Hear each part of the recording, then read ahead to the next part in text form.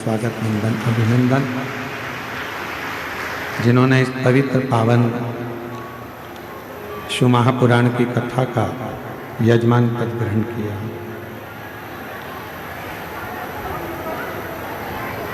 बाबा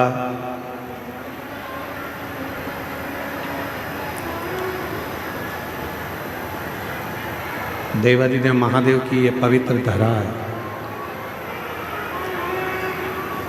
जहाँ आप और हम भगवान शिव की अविरल भक्ति को धारण कर रहे हैं।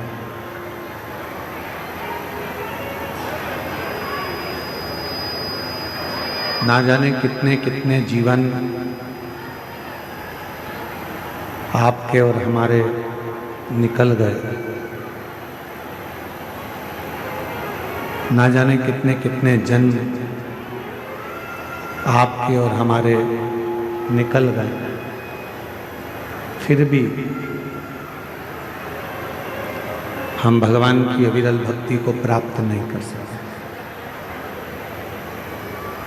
पर अब जब ये योग लगा है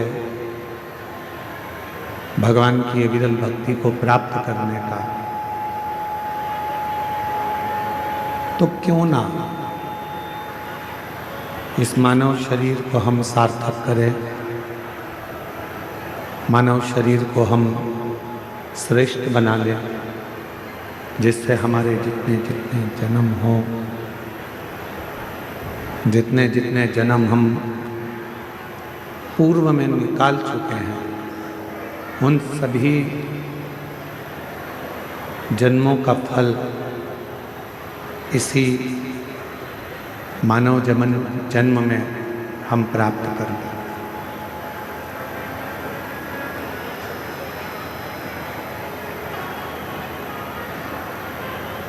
मर जाना, फिर जन्म ले लेना, फिर मर जाना, फिर जन्म ले लेना, उसमें श्रेष्ठता नहीं है।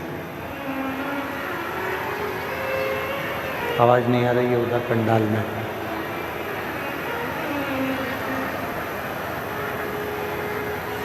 पुनरपि जन्मम पुनरपि मरणम,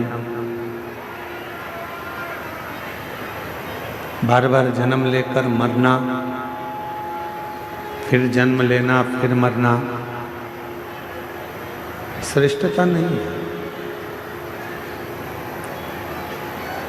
श्रेष्ठता कब होती है?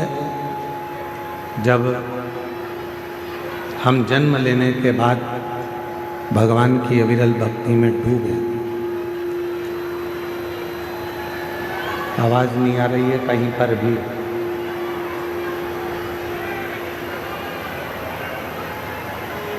जब भगवान की अविरल भक्ति में हम डूबे और भगवान का भजन कर कर, भगवान का स्मरण कर कर, भगवत नाम धारण कर कर,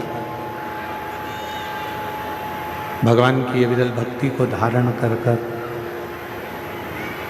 फिर हमारा कोई अगला जन्म ही ना हो,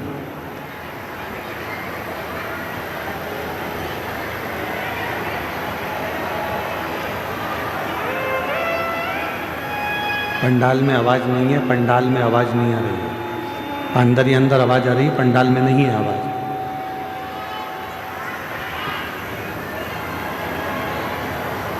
जन्म लेना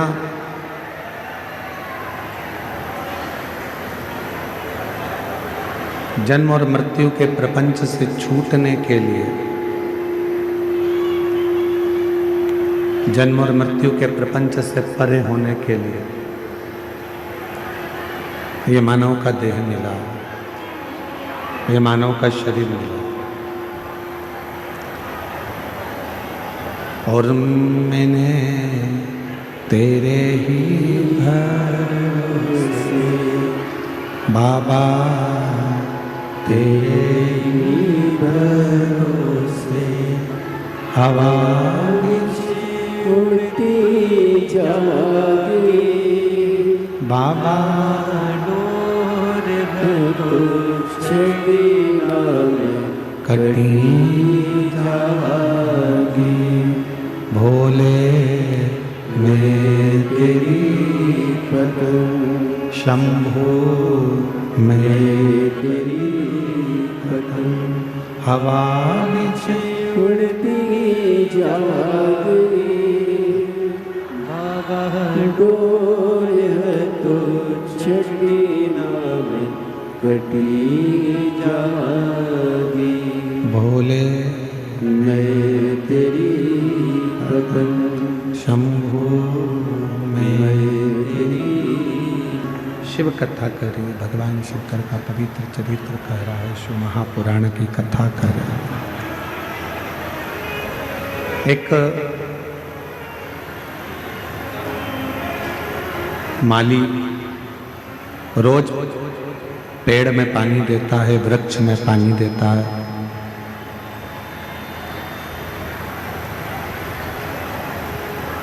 पर उस माली को मालूम है कि मैं वृक्ष में पानी तो दे रहा हूं,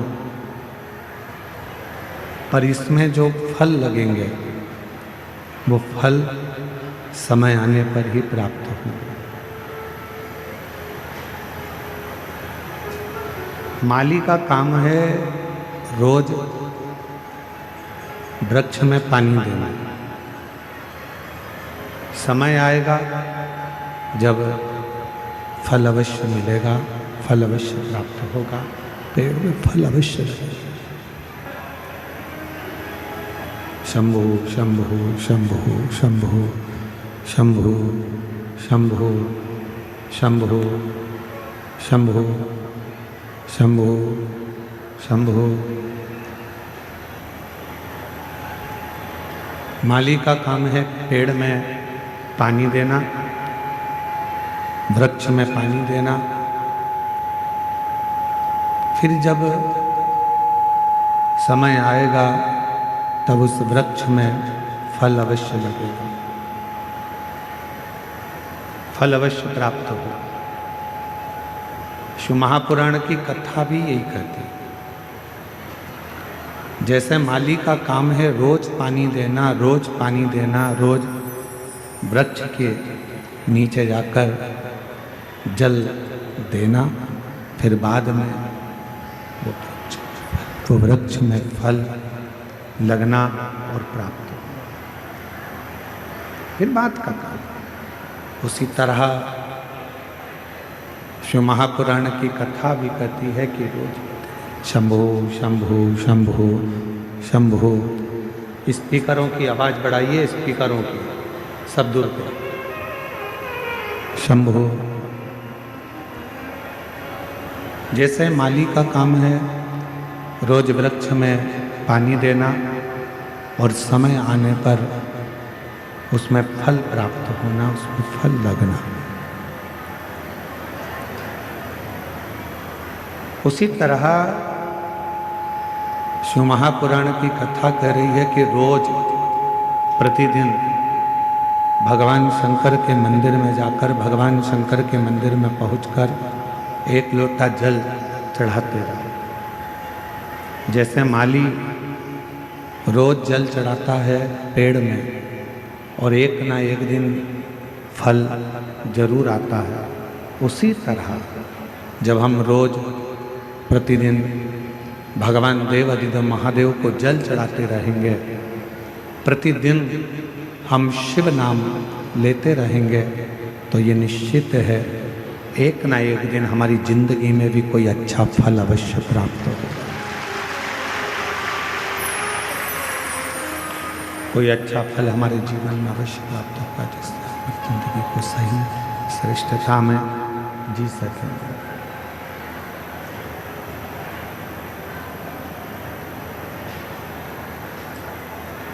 और तेरी कृपा बिना न हिले एक भी अणु, लेते हैं सांस तेरी कृपा से तनु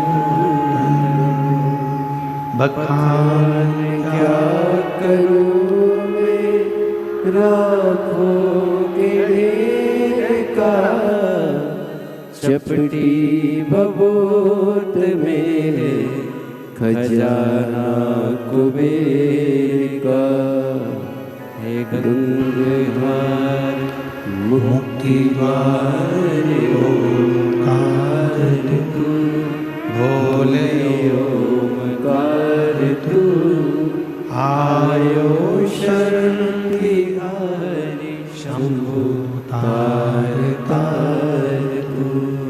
बखान क्या करूं मैं राखों के ढेर का, चपटी भभूत में खजाना कुबेर का। हे गंगाधार मुक्ति द्वार ओंकार तू, भोले ओंकार तू आर्यो शरण तिहारी शंभु तार।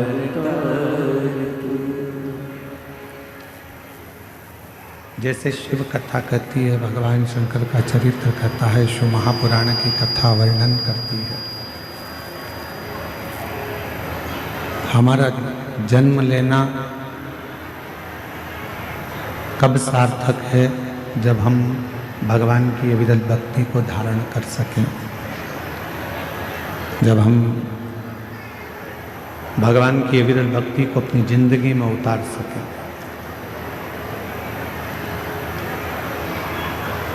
जरा विचार करिएगा, माता सती के जब प्राण छूट गए और माता सती के जब प्राण छूटे, माता सती के शरीर को भगवान शिव ने अपने कंधे पर धारण कर लिया।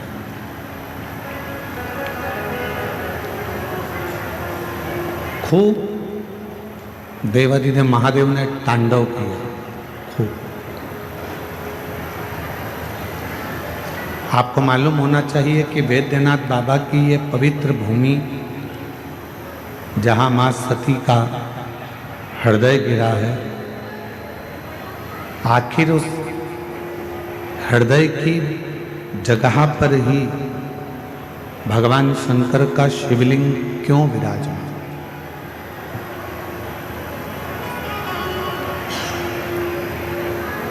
किस लिए विराजमान है? क्यों वहां पर विराजमान है? ज्ञात ऐसा क्या कारण है? शिव महापुराण की कथा कहती है, शंकर का चरित्र कहता है, भगवान शंकर का चरित्र कह रहा है, शिव महापुराण की कथा कह रही है। सती मैया के हृदय में शिव के प्रति इतना सम्मान था, भगवान शंकर के प्रति इतना आदर था कि सभा के अंदर, जिस दक्ष प्रजापति की सभा लगी थी, उस सभा के अंदर, दक्ष प्रजापति की पूरी सभा के अंदर अपने पति का कोई स्थान नहीं था। उस सभा के अंदर अपने पति के लिए कोई आदर नजर नहीं आ रहा था। जब पति के लिए कोई आदर नहीं दिखा, सम्मान नहीं दिखा, तब सती माता ने अपने प्राणों को त्याग दिया। तब माता सती ने अपने प्राणों को छोड़ दिया। कब त्यागा? जब उन्होंने अपने पति का अपने पिता के घर में आदर नहीं देखा, सम्मान नहीं देखा, सत्कार नहीं देखा। अर्थात सती माता के हृदय में शिवजी के प्रति इतना प्रेम था, भगवान शंकर के प्रति इतना प्रेम था, इतना आदर था, इतना सम्मान था कि सती मैया अपने पति का अपमान सह नहीं पाई।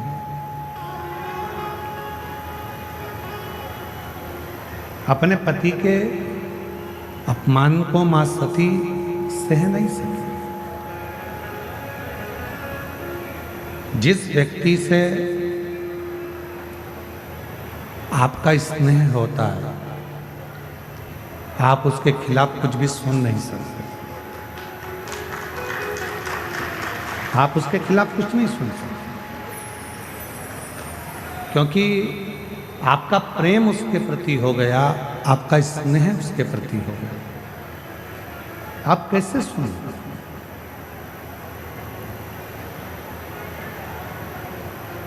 जितनी मेरी जीजियाँ बैठी हैं, जितने मेरे जीजा बैठे हैं, जितनी मेरी माताएं बैठी हैं, जितने मेरे भाई बैठे हैं, जितने मेरे जीजा बैठे हैं, जितने मेरे बुजुर्ग माता पिता बैठे हैं, आप सब जरा विचार कर कर बताना, एक बेटा कोई गलती करता है और लोग आकर बता देते हैं। एक बेटा गलती करता है और किसी ने आकर बताया कि तुम्हारे बेटे ने ये गलती करी है, तुम्हारे बेटे ने ऐसा कर दिया, तुम्हारे बेटे ने वैसा कर दिया, तुम्हारा बेटा ऐसा गलत कर रहा है। ईमानदारी से बोलना, माँ मानने को तैयार हो जाती है क्या कि मेरा बेटा ऐसा कर सकता? माँ मानती ही नहीं, माँ मानने को तैयार ही नहीं होती है, माँ मान ही नहीं पाती। क्यों? क्योंकि एक माँ अपनी बेटी से इतना प्रेम करती है, एक माँ अपने बेटे से इतना स्नेह करती है, इतना प्रेम करती है, इतना स्नेह करती है कि वो कुछ मानने को तैयार ही नहीं होती। वो कुछ मानती है।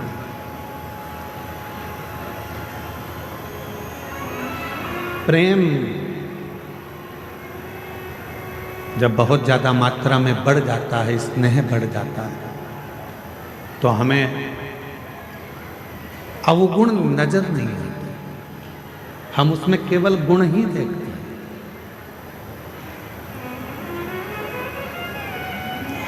हम उसमें अवगुण नहीं देख रहे हैं, हम केवल उसमें गुण देख रहे हैं। हम आपसे एक बात पूछें, जरा उत्तर दें। तुम्हारे लड़के की शादी पक्की हुई, जिस लड़की को तुम देख कर आए हो, लड़के के लिए पसंद कर कर आए हो, उसमें तुम्हें बहुत सारे गुण नजर आते हैं। आते से कहते गुरुजी इतनी अच्छी लड़की है, एकदम बढ़िया, दिखने में भी सुंदर है, एजुकेशन अच्छी है, पढ़ाई अच्छी है, हाइट पर्सनालिटी अच्छी है, बोलने चालने में अच्छी है, वो सब तरह से श्रेष्ठ है।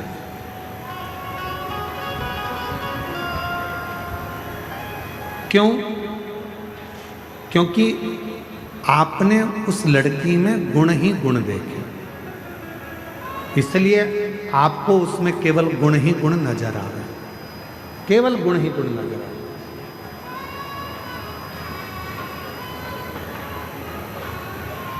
और कुछ समय के बाद जब लड़की शादी कर कर आपके घर में आ जाती है, विवाह कर कर आ गई, 2-4 साल निकल गए, फिर उसके सारे गुण कहाँ चले जाते हैं?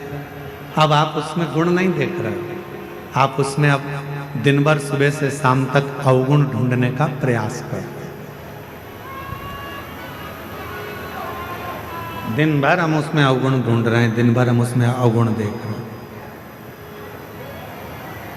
हम उसमें गुण नहीं ढूंढ पा रहे, हम उसमें अवगुण ढूंढ रहे। पहले वही बहू 7 बजे उठकर आती थी तो तुम कुछ नहीं कहते थे, अब वही बहू 7 बजे उठती है तो तुम्हें लगता है कि बहुत देर से उठ रही।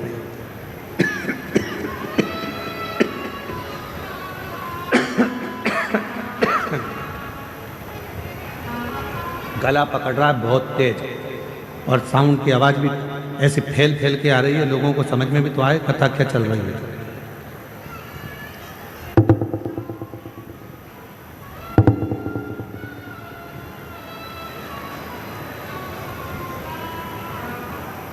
लड़की वही है, पहले हमने उसमें केवल गुण देखा और अब हम उसमें अवगुण देख रहे हैं।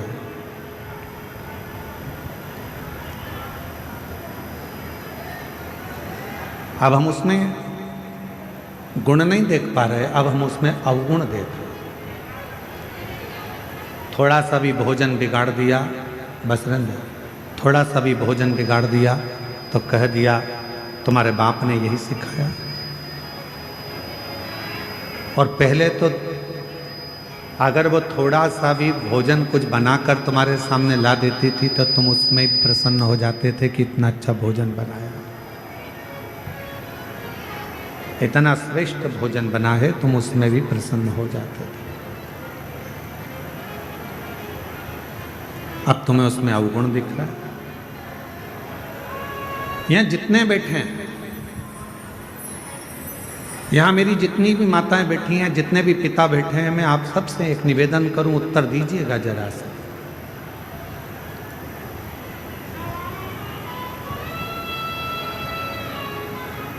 तुम्हारा दामाद, तुम्हारी बेटी का पति तुम्हारी बेटी को घुमाने लेकर जाए तो तुम्हें कैसा लगेगा? अच्छा लगेगा कि बुरा लगेगा?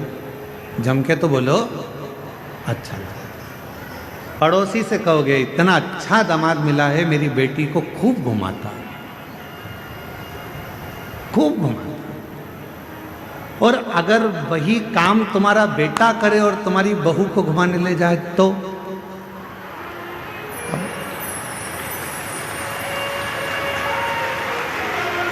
विचार करो।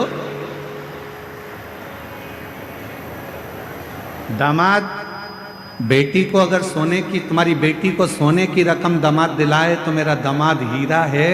अभी दिवाली पर उसने मेरी बेटी को सोने का हार दिलाया, रानी हार दिलाया। और वही काम तुम्हारा बेटा करे और तुम्हारी बहू को सोने का हार दिला दे तो तुम्हारा भगोने जैसा मुंह हो जाए, तुम्हारा भगोने जैसा। अब जैसे तुम्हारी बेटी है वैसे ही तुम्हारी बहू भी तो किसी की। फिर दो मुख क्यों? फिर दो विचार क्यों? फिर दो दृष्टि क्यों?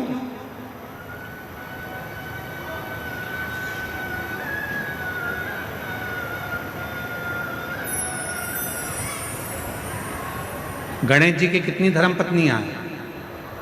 जम के बोलो जरा। दो। क्या नाम है?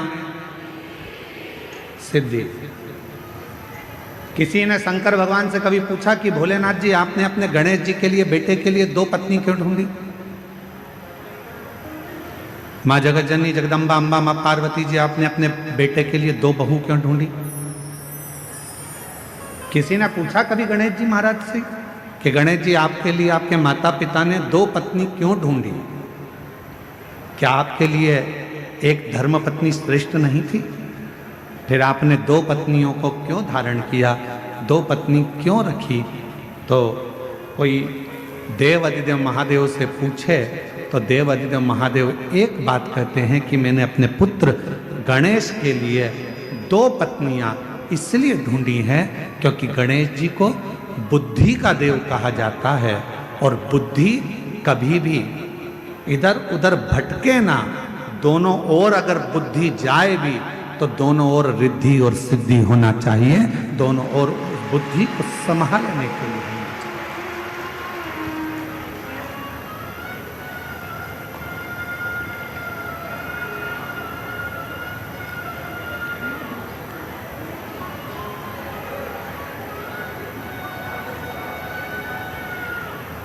दो दृष्टि नहीं रखना। हमारी बुद्धि दो तरह से बढ़ जाती है। बेटी और दामाद के लिए हमारी बुद्धि कुछ और कहती है और बेटा और बहू के लिए हमारी बुद्धि कुछ और कहती है।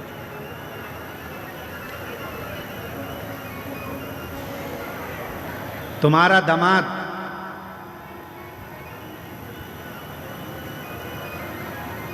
तुम्हारी बेटी बीमार पड़ गई, तुम्हारी बेटी बीमार पड़ी और तुम्हारा दामाद उसको हॉस्पिटल दिखाने ले गया। तुम्हारा दामाद घर में पोछा लगा दिया, तुम्हारे दामाद ने झाड़ू लगा दी, तुम्हारे दामाद ने चाय बनाकर पिला दी और तुम उससे मिलने गए। मेरा दामाद इतना हीरा है, मेरी बेटी बीमार पड़ गई तो इतनी सेवा कर रहा, इतनी सेवा कर रहा, और मालूम पड़े तुम्हारी बहू बीमार पड़ जाए और तुम्हारा बेटा वही की वही करे तो मेरा बेटा तो लल्लू हो गया। दिन भर उसमें लगा।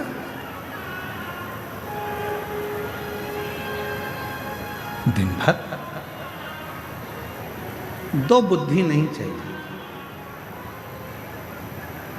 रिद्धि सीधी के दाता गजानन तुम्हें सबसे पहले हमारा नमस्कार है।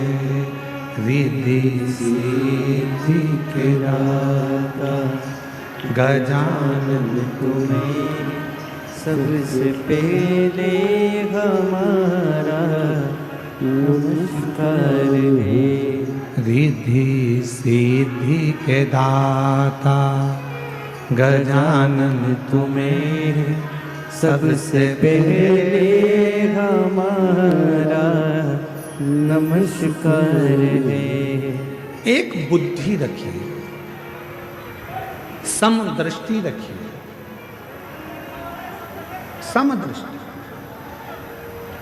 बेटी बीमार पड़ गई, चिंता लग गई, मेरी बेटी 3 दिन से बीमार है, मेरी बेटी ने कुछ नहीं खाया।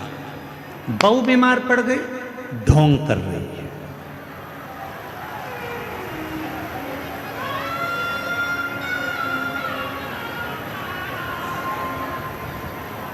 दो बुद्धि नहीं चाहिए, दो दृष्टि नहीं चाहिए, दो विचार नहीं चाहिए। एक मन, एक बुद्धि, एक चित्त, एक विचार, समभाव होना चाहिए। समभाव। जब हमारी जिंदगी में हम समता का भाव रखेंगे, तब हमारे जीवन में देव अधिदेव महादेव कृपा करना प्रारंभ कर देंगे और हमारी जिंदगी को श्रेष्ठ बनाएंगे। हम समता का भाव ही नहीं रखते। कभी विचार करिए कि माँ सती के हृदय में, माँ सती आखिर उनके मन में शंकर भगवान के प्रति कितना आदर होगा, शिव जी के प्रति कितना प्रेम होगा, शंकर भगवान के प्रति कितना सम्मान होगा, शिव जी के प्रति कितना आदर होगा, शंकर भगवान के प्रति कितना सत्कार होगा, कि आखिरी में सती मैया का हृदय भूमि पर गिर भी गया तो भी सती माता उस हृदय में शंकर को बसा कर रखी हैं। इसलिए आज भी बैद्यनाथ जी की पवित्र धरा पर माँ शक्ति पीठ जिसमें हृदय गिरा है, उस हृदय में शंकर का शिवलिंग आज भी विराजमान, आज भी विराजमान। क्या कह रही है कथा? कथा कहती है जब हम जिंदगी में कोई संकल्प धारण करते हैं, जब हमारी जिंदगी में हम कोई विचार धारण कर लेते हैं, जैसे आपने 16 सोमवार का व्रत ले लिया, आपने पशुपतिनाथ का व्रत ले लिया। मान लो आपने 16 सोमवार का व्रत लिया, आपने पशुपतिनाथ का व्रत ले लिया, आपने कोई व्रत धारण कर लिया। और जब आपने 16 सोमवार का व्रत ले लिया, पशुपति व्रत ले लिया, या आपने कोई शुक्रवार का व्रत ले लिया, सोमवार का व्रत ले लिया, प्रदोष का व्रत ले लिया, तीज का व्रत ले लिया, या आपने चतुर्थी का व्रत ले लिया, कोई भी व्रत आपने धारण कर लिया, और रिद्धि सिद्धि के दाता गजानन तुम्हें सबसे पहले हमारा नमस्कार है। रिद्धि सिद्धि के दाता गजानन तुम्हें सबसे पहले हमारा नमस्कार है। सबसे पहले हमारा नमस्कार है। सबसे पहले हमारा नमस्कार है। सबसे पहले हमारा नमस्कार है। सबसे पहले हमारा नमस्कार है। रिद्धि सिद्धि के दाता गजानन तुम्हें सबसे पहले हमारा नमस्कार है। मान लो कोई संकल्प आपने लिया, मान लो कोई आपने विचार कर लिया कि मुझे 16 सोमवार का व्रत करना है, मुझे पशुपतिनाथ का व्रत करना है, मुझे मंगलवार का व्रत करना है या सोमवार का व्रत करना है। कितने व्रत करना है? पशुपतिनाथ के कितने व्रत होते हैं? 5। अब मान लो तुमने पशुपतिनाथ का व्रत का संकल्प लिया कि मैं 5 व्रत करूंगी। पहला व्रत कर लिया, दूसरे व्रत में कहीं आपको जाना पड़ गया या रजोधर्म आ गया, रजस्वला हो गए, नहीं कर पाए, कहीं जाना पड़ गया, नहीं कर पाए। तुम्हारे व्रत का टेंशन किसको है? तुमको कि मेरा व्रत नहीं हुआ। पहला व्रत यदि आपने कर लिया है, उसके बाद के अगर 4 व्रत तुम्हारे रह गए हैं, उसकी चिंता तुम्हें नहीं रहती। जिसका तुमने संकल्प लिया है उस महादेव को तुम्हारी चिंता रहती है कि यह कब पूरा।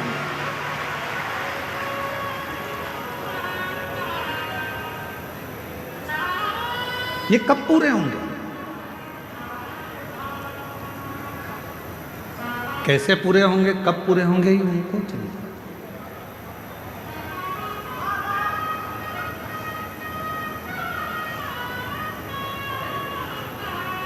ये व्रत कैसे होंगे, ये उनको चिंता।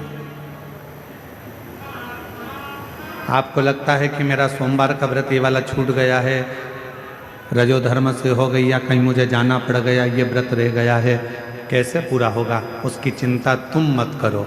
तुम तो देव अधिदेव महादेव पर छोड़ दो। बाबा ने पहला व्रत करवाकर या दूसरा व्रत करवाकर बीच में अगर 1-2 सोमवार निकल गए, कोई कारण से बाबा ने उस व्रत को बीच में रोक दिया है, उसका कोई कारण है। बाबा चाहते हैं तेरे 5 व्रत जैसे ही पूरे हो जाएं, वैसे 3 महीने में तेरा काम हो जाए, इसलिए बाबा उसको थोड़ा बीच में गैप कर,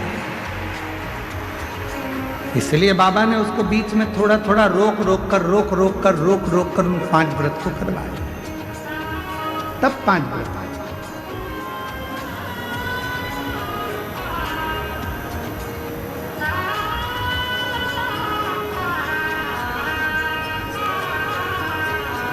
इसलिए शिव महापुराण की कथा कहती है, जिंदगी का कोई भी पल, कोई भी क्षण, कोई भी समय आपके लिए हर समय, हर क्षण, हर पल प्रसन्नता का और समता का होना चाहिए।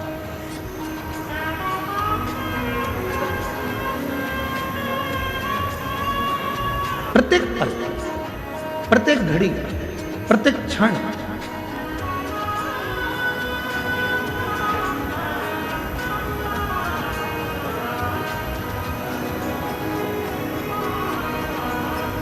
आप जब चाहो जब भगवान को भजो, आप जब चाहो जब शिव का स्मरण करो। इस हृदय में शिव समाहित।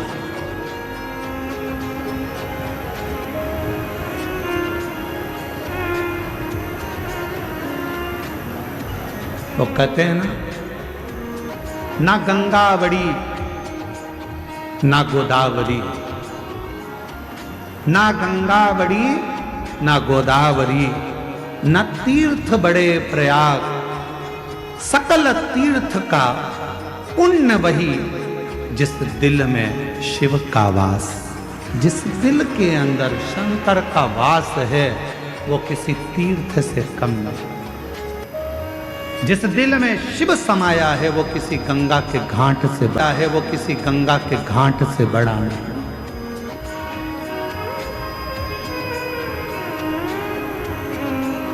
सबसे बड़ा तीर्थ कौन सा होता है? आपका हृदय, आपका दिल, आपका मन। बिना किराए के आप 2 मिनट में पहुंच जाते हो और 2 मिनट में वापस आ जाते हो।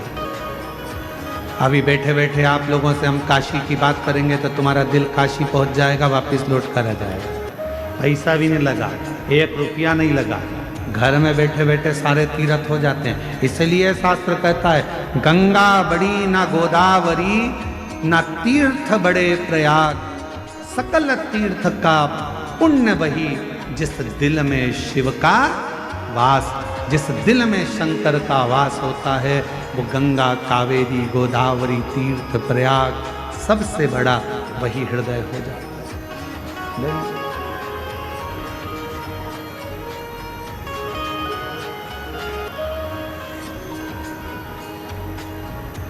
सकल तीर्थ, बस अपने मन में तुम समता का भाव, पार्वती जी के हृदय में, सती माता के हृदय में समता का भाव था। कितना सुंदर संवाद मां सती ने कहा।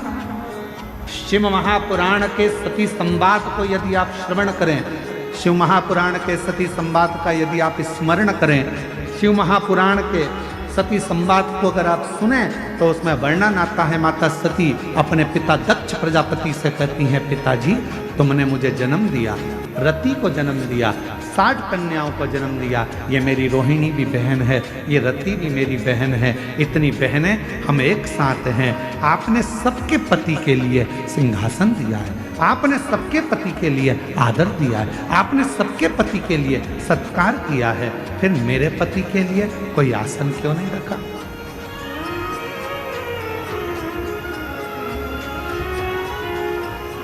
फिर मेरे पति के लिए आपने कोई आदर का स्थान क्यों नहीं रखा?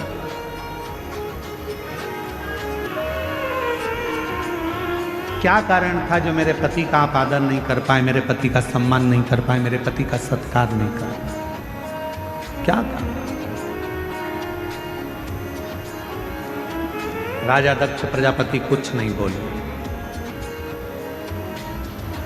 एक शब्द राजा दक्ष प्रजापति ने ऐसा कह दिया कि सती मैया ने अपने प्राणों को त्याग दिया। ये प्रसंग हम शिव महापुराण में लेकर नहीं आते, परंतु इस प्रसंग को इसलिए लेकर आए हैं क्योंकि ये जो भूमि है बाबा वैद्यनाथ जी की, ये 51 शक्तिपीठ में से एक शक्तिपीठ है जहाँ माता का हृदय गिरा है, इसलिए इस कथा के प्रसंग को शिव के साथ लेकर आए, इसलिए इसको लेकर। पिताजी मेरी सारी बहनों के पति के लिए आदर था, मेरी सारी बहनों के पति के लिए सम्मान था, मेरी सारी बहनों के पति के लिए सिंहासन था, सबका आदर करा, सबका सम्मान करा, सबको सम्मान दिया, सबको सिंहासन दिया, फिर मेरे पति के लिए कोई सिंहासन नहीं, कोई आदर नहीं, कोई सत्कार नहीं। क्यों? किस लिए? दक्ष प्रजापति कुछ नहीं बोले, एक शब्द भी दक्ष प्रजापति ने नहीं कहा। जब माता सती ने क्रोध में आकर कहा, पिताजी तुमने मेरे पति का सम्मान नहीं किया, तब दक्ष प्रजापति को क्रोध आ गया और क्रोध में आकर दक्ष प्रजापति ने कहा, सुन सती, ये तेरा घर नहीं, ये तेरे पति का घर नहीं, ये तेरे पिता का घर है, और मेरा मन मेरे घर में मैं किसको बुलाऊं? सती, मैंने तो तुझे भी नहीं बुलाया था, तू आ क्यों गई? क्यों आई? मैंने तो तुझे भी निमंत्रण नहीं दिया था, मैंने तो तुझे भी नहीं बुलाया था, तू क्यों आई? किस लिए आई?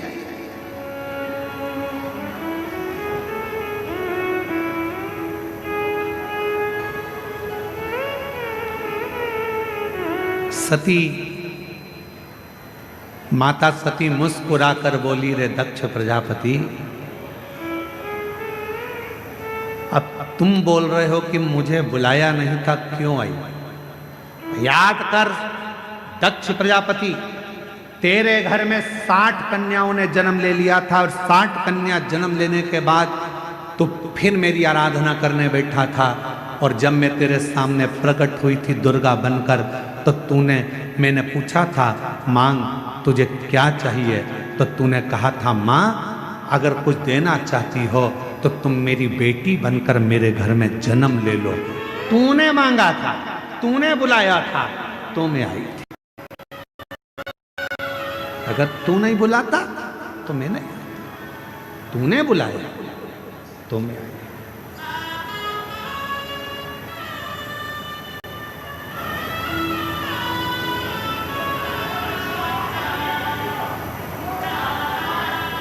और महाराज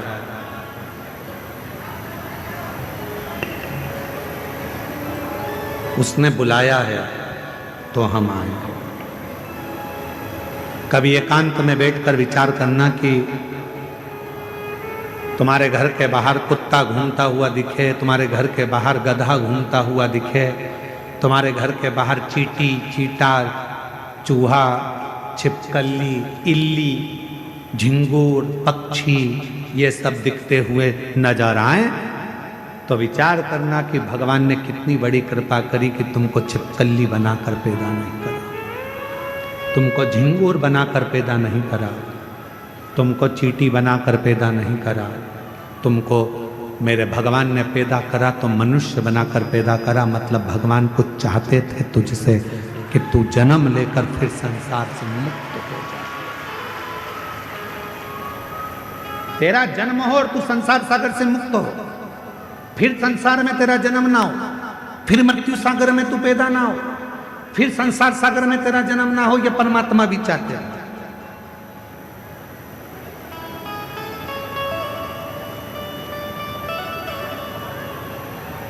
और महादेव नमन चरणों में, महादेव नमन चरणों में स्वीकार कीजिए, सबका किया है मेरा भी उद्धार कीजिए, उद्धार कीजिए।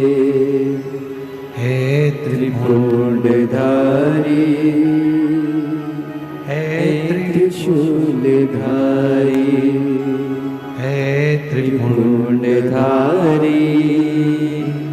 हे त्रिशूलधारी,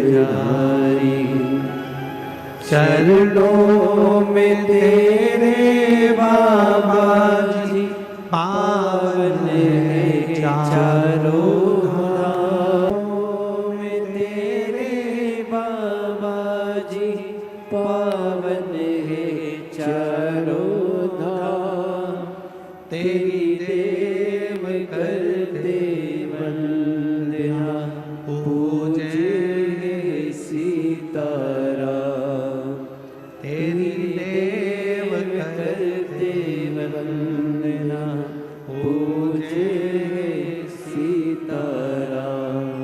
हो जाए पूरी कामना, हो जाए पूरी कामना, उपकार कीजिए, सबका किया है मेरा भी उद्धार कीजिए, उद्धार कीजिए।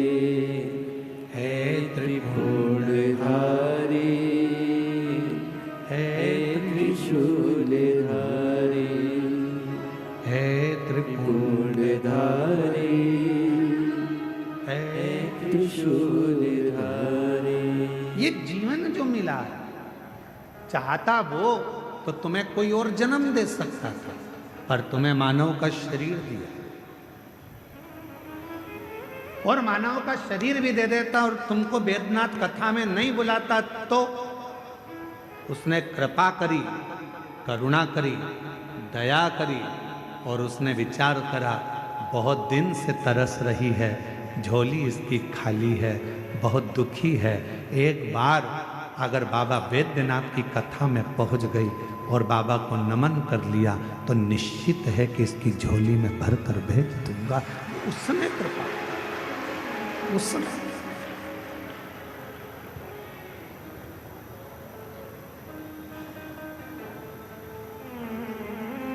कल एक बहन जी ने पत्र लिखा, और पत्र में, कल हम पत्र को ढूंढेंगे तो टाइम लगेगा, उस पत्र में लिखा कि गुरुजी इतनी भीड़ है कि अंदर तो हम जा ही नहीं सकते, हम तो बाहर बैठते हैं और आप हमको दिखते भी नहीं हैं।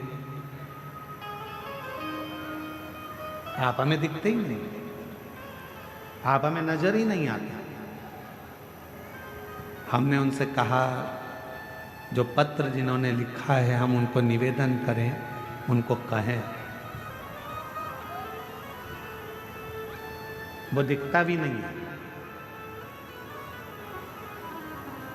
कहीं पर भी बैठकर आप कथा सुन रहे हो, भले हम दिखें चाहे ना दिखें, पर इतना विश्वास रखना, शबरी अम्बा ने राम जी को कभी नहीं देखा था, केवल गुरु जी के मुख से सुना था कि राम ऐसे हैं, राम आएंगे, राम पहुंचेंगे, राम कृपा करेंगे, तू भजती रहे, सुनती रहे। शबरी अम्बा ने केवल राम जी को कभी नहीं देखा था, पर शबरी अम्बा राम जी की रोज इंतजार करती थी, कभी तो आएंगे, कभी तो मिलेंगे, कभी तो दिखेंगे, कभी तो दिखेंगे। और एक दिन ऐसा आ गया कि राम जी शबरी अम्बा के लिए 14 वर्ष के वन के क्षेत्र में चले और एक दिन शबरी अम्बा के दरवाजे पर पहुंच गए। हम जानते हैं कि हम दिख नहीं रहे होंगे आप, हम ये भी जानते हैं कि कई लोग ऐसे हैं कि बाहर से ही आते हैं और बाहर से ही चले जाते हैं, उनको अंदर आने का भी मौका नहीं मिलता। इतना बड़ा ग्राउंड, शायद बाबा देवघर का ये सबसे बड़ा ग्राउंड है जो प्रशासन ने इस कथा के लिए अलॉट करा दिया। ये देवघर का सबसे बड़ा ग्राउंड है जिसकी परमिशन मिली और जिस पे कथा हुई। किसी को अंदाजा नहीं था कि ये ग्राउंड में इतने पहले दिन से लोग आ जाएंगे, दूसरे दिन और बढ़ जाएंगे, तीसरे दिन और बढ़ जाएंगे। किसको मालूम? और ना किसी के घर निमंत्रण गया, ना किसी के घर पीले चावल गए, ना किसी के यहाँ कोई पत्रिका गई। बस आपके कानों में शब्द हो गया, चलो बुलावा आया है, देवघर वाले ने बुलाया है। और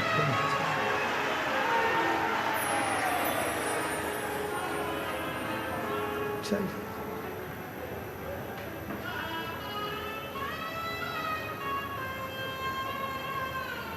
वो कहते, सारे जग में एक ठिकाना, सारे गम के मारो का, सारे जग में एक ठिकाना, सारे गम के मारो का, रस्ता देख रहा है बाबा अपनी आँख के तारों का, रस्ता देख रहा है बाबा अपनी आँख के तारों का, रस्ता देख रहा है बाबा अपनी आँख के तारों का, रास्ता देख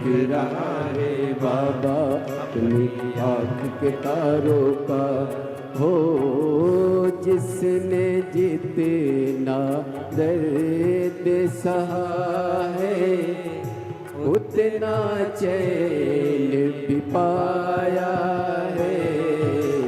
चलो एक झोंका ये संदेशा लाया है, चलो बुलावा आया है, बाबा ने बुलाया है।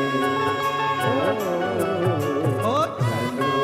बुलावा आया है, बाबा ने बुलाया है।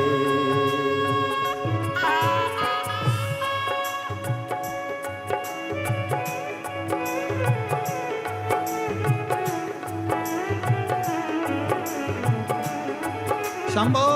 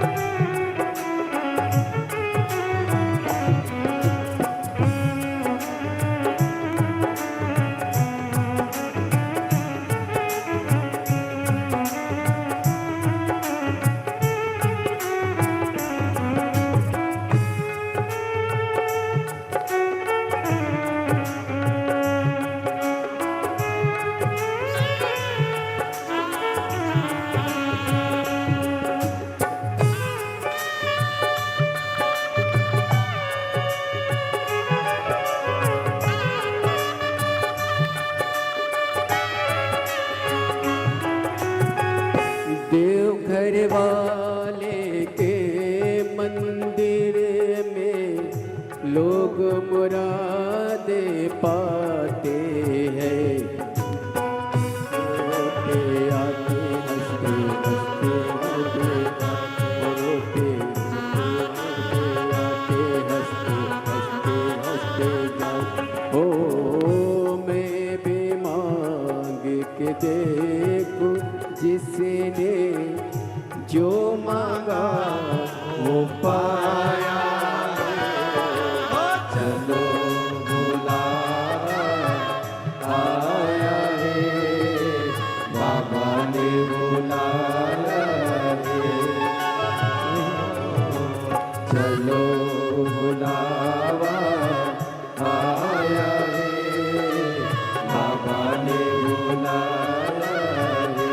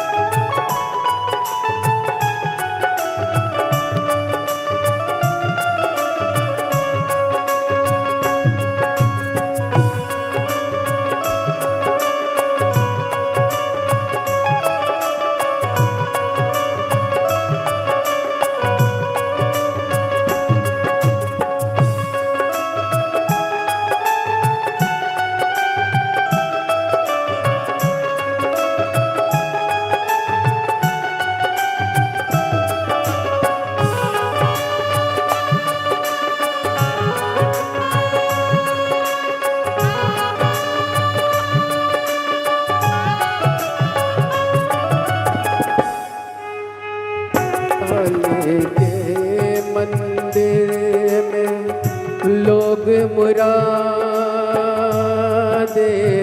पाते हैं। वो रोते रोते आते हैं, हंसते हंसते जाते हैं। वो रोते रोते आते हैं, हंसते हंसते जाते।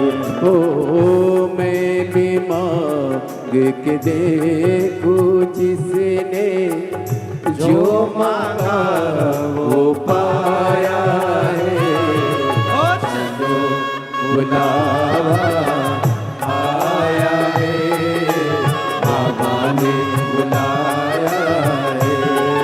ओ चलो बुलावा आया है, बाबा ने बुलाया है।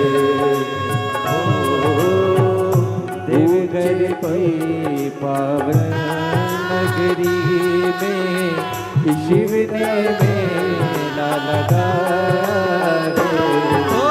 चलो बुलावा आया है, देवघर वाले ने बुलाया है। चलो बुलावा आया है, बाबा ने बुलाया है। चलो बुलावा आया है, बाबा ने बुलाया है। चलो बुलावा आया है, बाबा ने बुलाया है। हर शंभो हर शंभो हर शंभो हर शंभो हर शंभो हर शंभो हर शंभो हर शंभो हर शंभो हर शंभो हर शंभो हर शंभो हर शंभो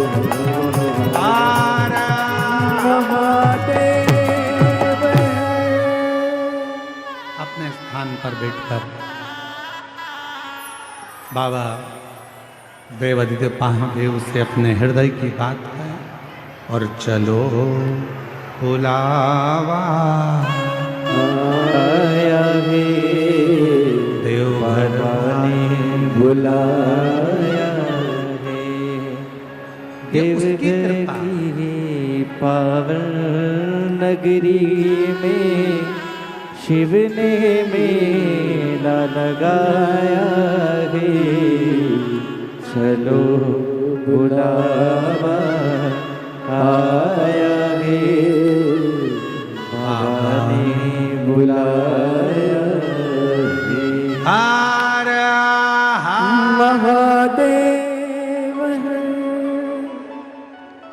बाबा से अपने मन का भाव कहेंगे। उसके पहले हमारे इस पवित्र प्रांगण में देवघर की पवित्र धरा पर बाबा देवाधिदेव महादेव की पवित्र कथा का रसपान करने के लिए झारखंड सरकार के माननीय पर्यटन मंत्री सुदिव्य कुमार जी हमारे बीच में विराजमान हैं।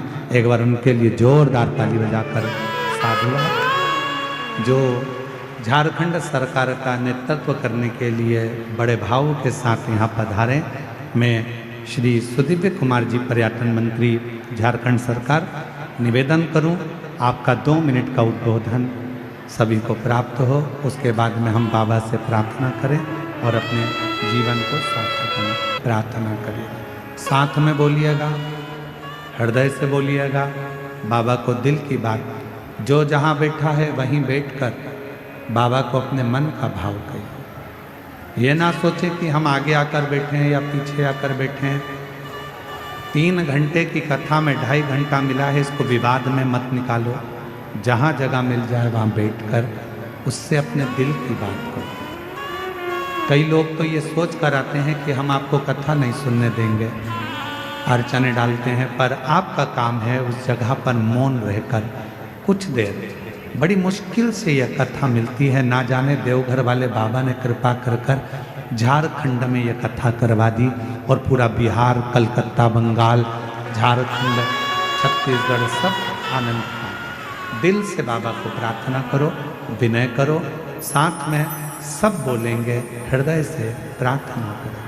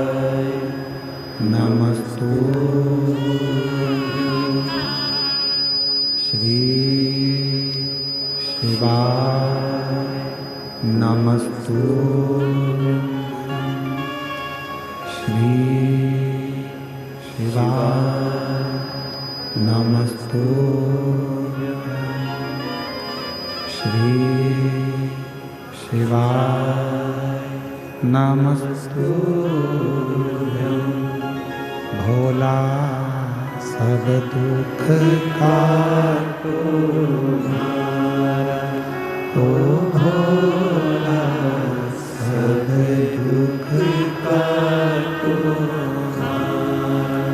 शिव शंकर जपो तेरी माला, भोले बाबा जपो तेरी माला। भोला सब दुख काटो हमारा, ओ भोला सब दुख काटो हमारा। देश है मंगल मंगलकारी, देश है मंगल मंगलकारी। शमशान वासी हमारा, शमशान वासी हमारा।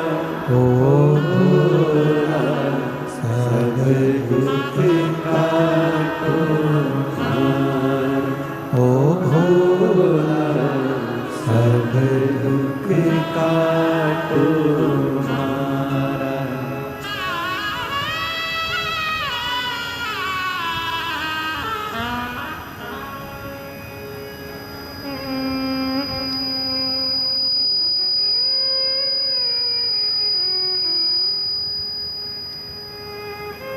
बाबा